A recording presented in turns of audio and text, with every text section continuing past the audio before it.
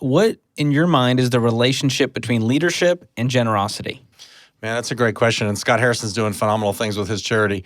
The biggest thing I've seen with the relationship to leadership is it really enhances their leadership skills. As a leader, the more generous you are, the more compassionate, the more empathy you're going to have towards your teams that you're leading, that you're working with. And so it's just it's a great way to not only give back to your team members, but to grow as a leader yourself. Yeah, and everyone wants to work alongside a compassionate, generous leader. Absolutely. Right? Absolutely. And that it's a character trait at the end of the day to be a generous person. Yes. And there's actions associated with that. So I want to talk about what you guys are doing over at Ramsey Education as you lead that team that is impacting communities around the nation. Yeah. Obviously, Scott Harrison, Charity Water, global impact, but you're zooming in into local communities all over the country, small towns, big cities. What are some of the ways that you guys do that? Man, we do it a lot of different ways, but the biggest way is we provide a curriculum to schools. And so in that curriculum, we weave generosity and giving all throughout the curriculum. It's really one of the pillars, one of the foundational principles that we teach. And so when a student's going through the curriculum, every chapter's got some component on giving and being generous. And so that they're learning that behavior that, hey, when I make money, when I'm out of high school and I'm starting to make some real dollars, I've got to make giving a part of my daily routine, my weekly routine, and my budgets. And so it just really helps. They learn that at a young age because then they can start applying it when they become an adult. Oh, yeah. And we were talking before we got started about EntreLeadership clients and event attendees. They're always going, man, I wish my team members went through this kind of curriculum so they had a handle on money before I got a hand on them. And now they're going, hey, dude, I don't know how to handle my money. Yeah. And now I'm demanding raises and it's just not enough money. Right. And they're stressed out about it. And exactly. But when they handle their money well, they come to work for you as a team member. Well, now they can focus on what you've hired them to do. They can focus on work because that money stress is not a big part of what they're carrying. So and at the end of the day, if they can handle their money well and they can do what God's created them to do, that'd be the end of the world. That's fantastic. Man, yeah, that's a really cool mission you guys are on, and it's working.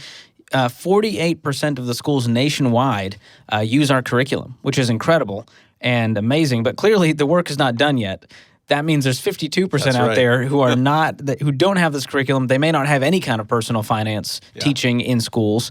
With millions of kids around the country that need this, what are the challenges in the education space in particular that's holding kids back from learning this stuff? Yeah, that's a great question. There's two big challenges that we face working with schools. The first one is time, and the second one is money. The time comes into play is because you have a fixed amount of time in a school day. You are in a school from 8 a.m. to 3 p.m., whatever the time frame is. And if you want to put a course or a class into that channel, something else has to be removed. They're not going to add an hour to the school day to teach personal finance or to teach anything else. And so it's always a challenge to get time allocated in the school day to teach the topic. The second thing that comes into play is funding, money. Schools traditionally don't have a lot of money, and so they tend to be broke or have very low budgets. And so when they want to teach a personal finance course, if they get it approved and it's now in the channel to be taught, that's great. Well, now they have to go pick out a curriculum. And so when the budgets are tight as they are, funding is always an issue that we're dealing with, which is why we work with a lot of companies around the country to help us fund the curriculum for schools. Yeah, it's a really cool business model you guys have developed. And, being a business leader here at Ramsey, and you're kind of beholden to the schools out there and what they're able to do. And so a really cool thing you've done is partner with local businesses and private donors who just say, you know what, I want to help my community get this curriculum because I think that's going to make my community better. Yes. That's really cool. Yeah, very much so. And the companies really like to do that because even in today's day and age, customers are looking at companies. Their brand loyalty comes from what are these people doing in their communities? What are these companies giving back? How are they giving back? How are they impacting their communities? And that's one thing as a customer we look for. And so being able to tie those together and give companies the opportunity has been great.